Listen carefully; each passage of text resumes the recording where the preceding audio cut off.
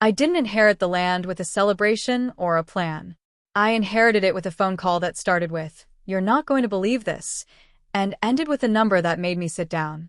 1,300 acres. Not a typo.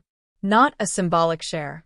Real land, rolling fields, wooded stretches, access roads, easements, and leases, spread across a part of the county I barely knew.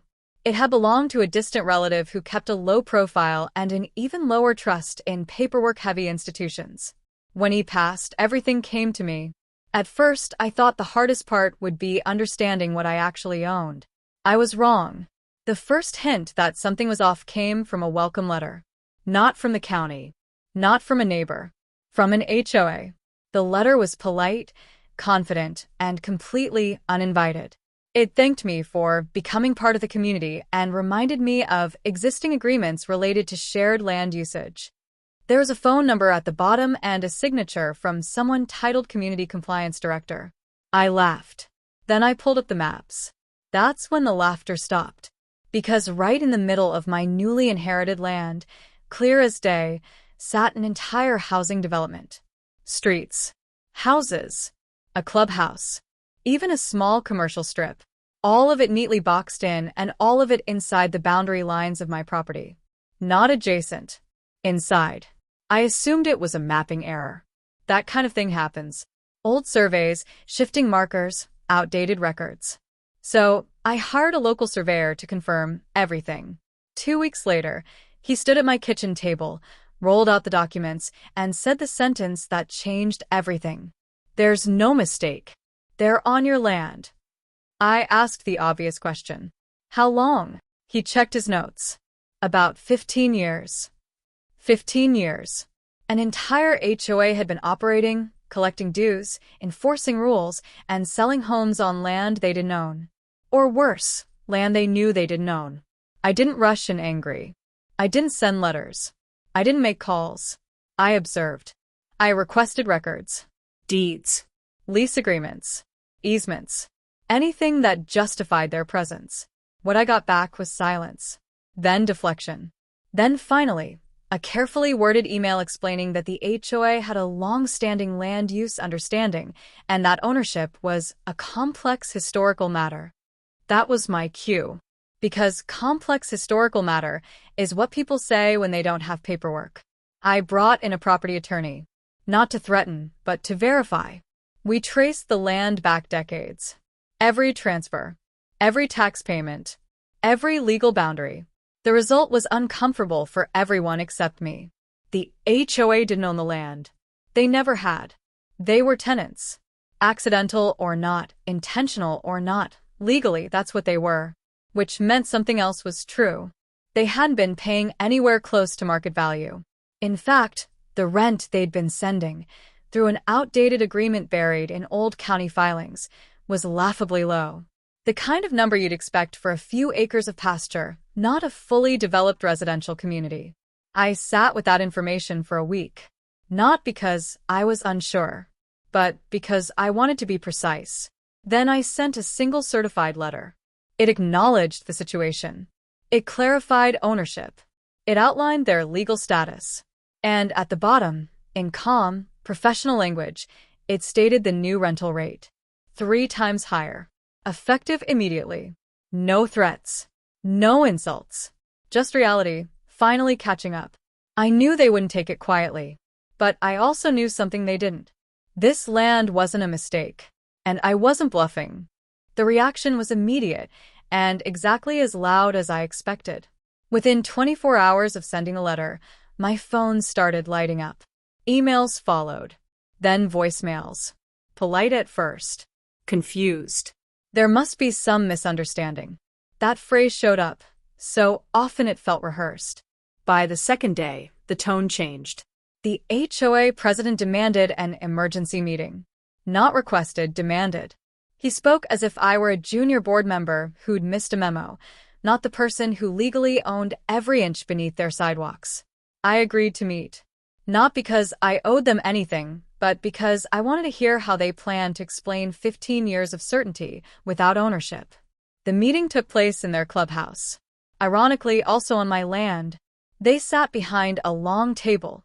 President, treasurer, legal liaison.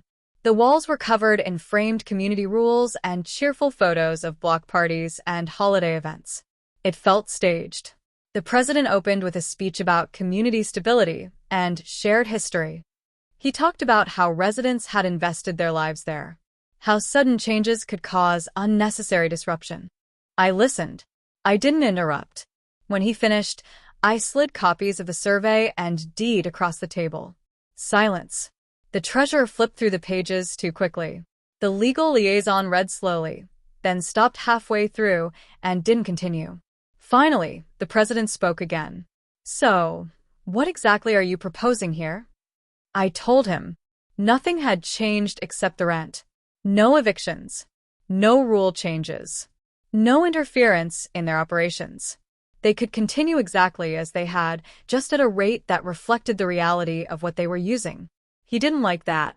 He leaned back and said something I'll never forget. Well, we've been here a long time. You can't just change things overnight. I smiled. Not because it was funny, but because it was revealing. You've been here a long time, I said. But you've never owned it. That's when the threat started. They hinted at legal action, claimed adverse possession, suggested political pressure, even implied the county would side with them because of the number of residents involved. My attorney had already warned me about this phase. When authority evaporates, it tries to bluff. I told them they were free to challenge it. Everything I'd sent was already filed with the county. Any dispute would be public record. And until a court said otherwise, the new rental rate stood. The meeting ended cold. That evening, the HOA sent a mass email to residents. I saw it within minutes. Screenshots started arriving from neighbors who were suddenly very curious about who I was. The email framed me as an outsider, a greedy inheritor, someone trying to exploit a technicality to profit off families. What it didn't include: any denial of the facts, because they couldn't. Over the next week, residents began asking questions the HOA had never answered before. Why didn't we own the land? Where was the deed? Why had rent been so low? Why wasn't this disclosed when we bought our homes? The board struggled. Their confidence cracked. Meetings ran long. Arguments spilled into the open. And the rent? It was due in 30 days. For the first time since inheriting the land, I realized something important. This wasn't just a dispute. It was a reckoning. And it was only getting started. By the second week, the HOA wasn't fighting me anymore. They were fighting each other. What started as a closed-door emergency turned into open chaos. Residents demanded answers at meetings that were never meant to be public. People brought copies of their home purchase contracts, pointing to sections that mentioned HOA-controlled common land, and asking the same question over and over. Controlled by who? The board tried to maintain order, but the illusion was gone. Once people realized the foundation of authority was missing, everything else felt shaky.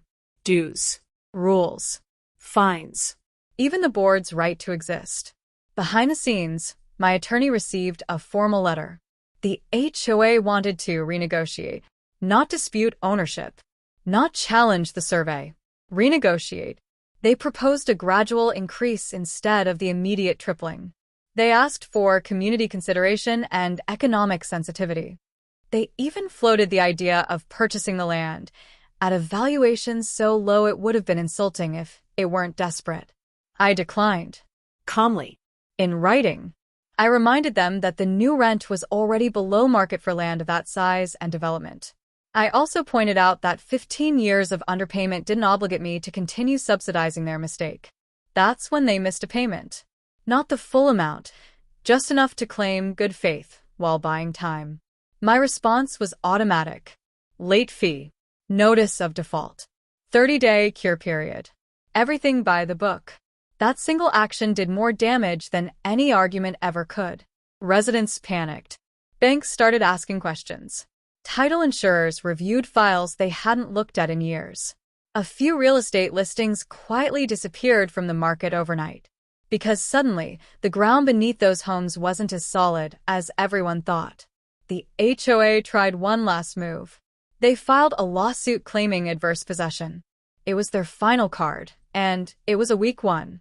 Adverse possession requires open, notorious, hostile use without permission. But buried in their own records were annual payments labeled land lease. Those checks, tiny as they were, destroyed their claim completely. You can't possess land adversely while admitting you're renting it. The case didn't make it past the initial hearing. The judge dismissed it in under 10 minutes. That decision spread fast.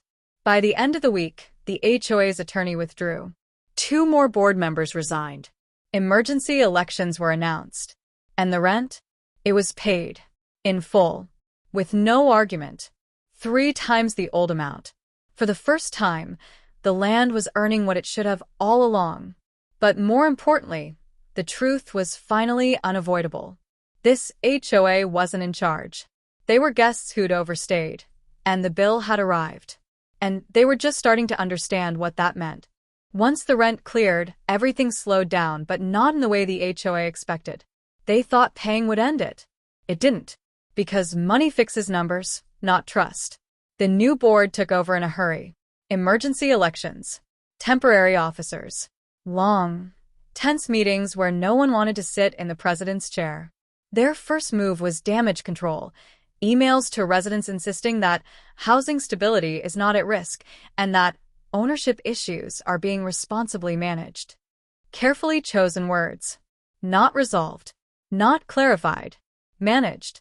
Behind the scenes, they came back to me. This time without bravado. No demands. No threats. Just questions. Could the rent ever go back down? Would I consider a long-term lease? Was there any chance I'd sell? I listened. Again. Then I explained something they hadn't fully grasped yet. This wasn't punishment. This wasn't revenge. This was correction. For 15 years, they'd operated as if certainty mattered more than legality. As if repetition turned assumption into ownership. And that mindset didn't disappear just because a check cleared. If they wanted stability, it had to be built on reality. So I laid out terms. A long-term lease was possible, but only if it reflected market value, included annual adjustments, and acknowledged my ownership clearly in every HOA document, resale disclosure, and governing rule. No more vague language. No more shared land understanding. No more quiet omissions. Every homeowner would know exactly where they lived and on whose land. The board hesitated. Not because the terms were unreasonable, but because transparency is dangerous when people have been misled. Still, pressure from residents forced their hand. Homeowners wanted certainty more than comfort. They approved the lease. Then came the hardest part for them. Disclosures. Letters went out to every resident explaining the situation plainly. That the HOA did not own the land. That it never had. That it was now leasing it at market rates. That dues would increase to reflect the change. The fallout was immediate. Some residents were furious. At the board, not me. Others felt betrayed. A few threatened lawsuits of their own. Several homes went up for sale within weeks. And yet something unexpected happened. The noise faded. Because once the truth was out, people adjusted. Markets do that. So do communities. The imagined catastrophe never arrived. The roads didn't crumble. Utilities didn't shut off. Life went on just more honestly. As for me, I stayed distant. I didn't attend meetings. I didn't micromanage. I didn't interfere. I simply enforced the agreement. Rent arrived on time. Documents stayed updated. Boundaries were respected. For the first time since inheriting the land, I felt something close to balance. Not victory.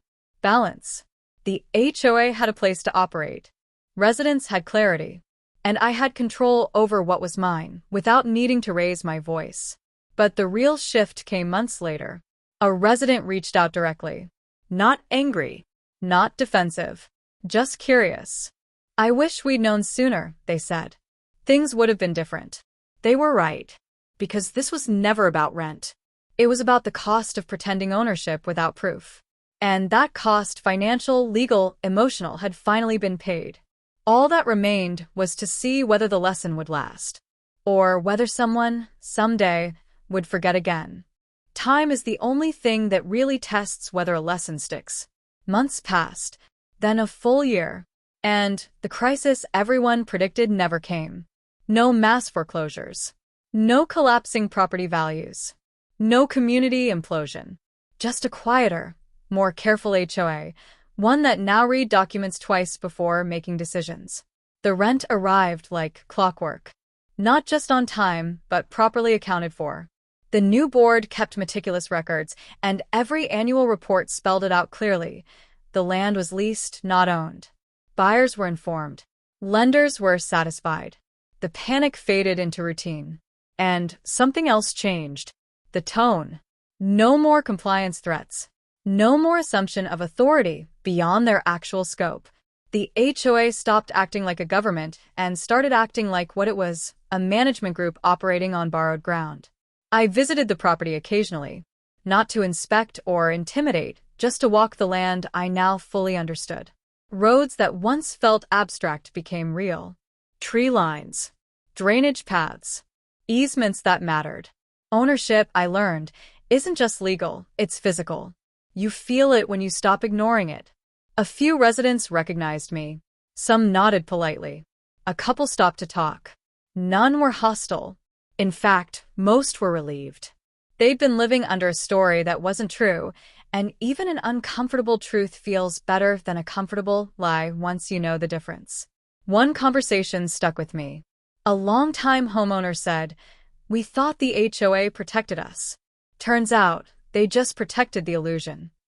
That summed it up perfectly. HOAs thrive on certainty, even borrowed certainty. They depend on people believing someone else has already checked the paperwork. And most of the time, that's enough. Until it isn't. Inheriting 1,300 acres taught me more than I ever expected. About land. About power. About how quickly confidence collapses when it's not backed by law. Tripling the rent wasn't the point. It was the consequence. The real outcome was clarity. Ownership defined. Boundaries respected. Authority returned to where it belonged. I didn't take their homes. I didn't shut them down. I didn't even change how they lived. I just made reality unavoidable. And once that happened, everything else fell into place.